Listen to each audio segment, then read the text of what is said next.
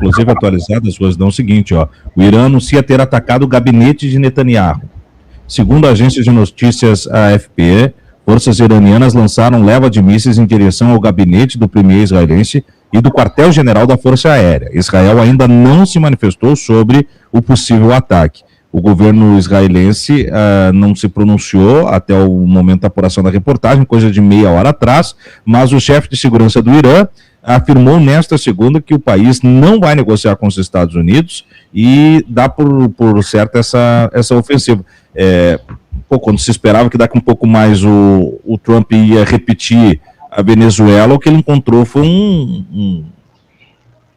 talvez um tamanho e uma não só um tamanho, como você disse, é uma resposta muito célere, né? E isso bota os Estados Unidos não num jogo só de ataque contra a defesa, porque na Guerra dos 12 Dias ficou um pouco isso, né? Ficou ataque, defende, dá uma resposta aqui, acolá, tenta ali se manter, mas tentando mitigar danos. Agora não, vocês vieram, nós vamos ir também, então tá, né? Mataram o líder supremo. Para equilibrar esse jogo, tem que matar Netanyahu. Essa é a resposta do Irã. Não tem outra saída, né, Rose? Olha, eu queria trazer dois aspectos disso que eu acho importante, Thiago. Primeiro que os Estados Unidos tentaram negociar com o Irã e são informações de bastidor. E que o Irã disse, não vamos capitular. Nós vamos resistir.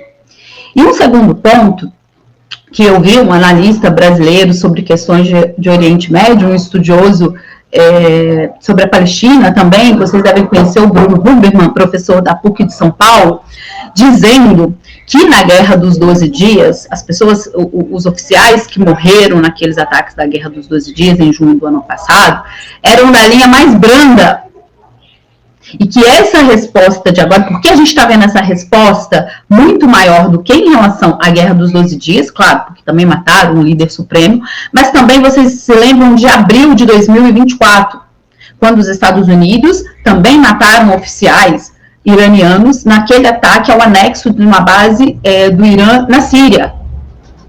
E que também a resposta ali, eles avisaram que ia atacar o Estado de Israel naquele momento, né? Ali começa uma espécie de uma linha do tempo das respostas do Irã. No entanto, agora a gente estaria vendo essa outra resposta justamente porque está chegando ao poder no Irã uma linha mais dura da forma como deve lidar com as ameaças dos Estados Unidos e ao Estado de Israel.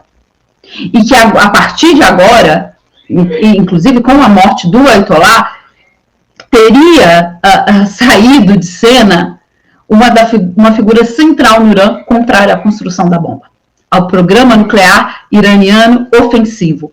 Para além do que eles discutiam, né, de um programa nuclear para fins pacíficos, inclusive, importante a gente lembrar, o Irã assinou em 2015 um acordo em que ele fez concessões ao seu programa nuclear, permitiu as visitas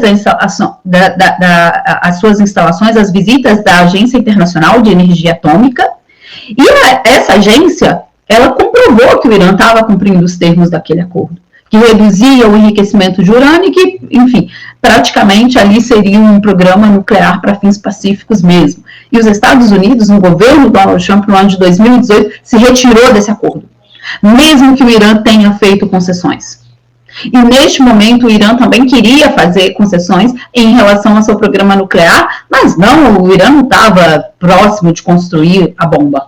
Quem está dizendo isso não sou apenas eu.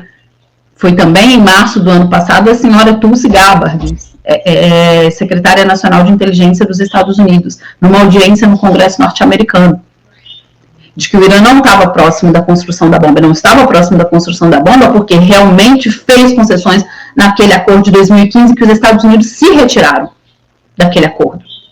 E que, volto a dizer, muito importante dizer isso, a Agência Internacional de Energia Atômica disse que o Irã estava cumprindo os termos de um acordo. E qual que é a lição que nós temos disso? E há várias na história para a gente citar. É que os Estados Unidos não cumprem regras e não cumprem acordos se assim eles acharem que não deve ser. Eles criam as regras e eles destroem as regras quando eles quiserem. Então, acho que o Irã, em 2015, cometeu um erro, que foi aceitar esse acordo, que foi fazer concessões ao seu programa nuclear. e realmente não ter desenvolvido um programa nuclear ofensivo. O Irã tem o seu programa de mísseis, o Irã tem uma intensa produção de drones, inclusive o Irã é um parceiro da Rússia para a produção de drones utilizados na guerra da Ucrânia. Hoje são produzidos drones de tecnologia iraniana dentro do território russo. O Irã tem essa importância, por isso está demonstrando aí, né, está fazendo muitos ataques com mísseis e com drones. No entanto, o Irã tentou negociar com os Estados Unidos, mas essa é a lição que fica. A posição do Irã, geoestratégica, geopolítica, o regime que existe no Irã, inaugurado na Revolução de 1979, o fato do Irã ter seus recursos energéticos nacionalizados, isso é uma afronta aos Estados Unidos, é um interesse dos Estados Unidos, principalmente agora, quando eles precisam conter a China. O Irã faz parte da nova Rota da Seda, o Irã fornece energia para a China, a moedas locais, já que o Irã uma vez é sancionado financeiramente pelos Estados Unidos, ele é um peão central na estratégia dos Estados Unidos de cerco à China e de projeção. Sempre foi, e agora ainda de forma mais urgente. Por quê? De forma mais urgente no momento que os Estados Unidos tentam retomar a sua hegemonia plena no sistema internacional. Então, eu acho que dá duas lições, né, nessa para a gente. Primeiro, os Estados precisam ter uma força defensiva. Todo Estado no sistema internacional precisa lidar com essa realidade. E a segunda é: o imperialismo norte-americano não cumpre regras e não cumpre acordos. Não adianta, isso é uma ilusão, achar que os Estados Unidos cumpriam. Eles não cumpriam nem com os presidentes bonitinhos do Partido Democrata, né, os muito simpáticos, como o senhor Barack Obama, e não cumpre com uma figura neofascista como Donald Trump. E o que acontece no Irã precisa servir de exemplo para os países do mundo inteiro. A gente fica citando isso, parece muito simplório, mas não é, gente. O caso da Coreia do Norte, ele é o caso mais didático, mais pedagógico possível, de que lá eles estão vivendo em paz. A Coreia do Norte vive em paz, os norte-coreanos estão conseguindo agora, inclusive, um salto de produção industrial, de melhora de vida, porque eles têm a bomba. Sabe? Então, assim, infelizmente, sabe, a gente que estuda as relações internacionais, às vezes parece muito frio da nossa parte de dizer isso. Os Estados precisam, sim, ter capacidade de defesa e capacidade de dissuasão.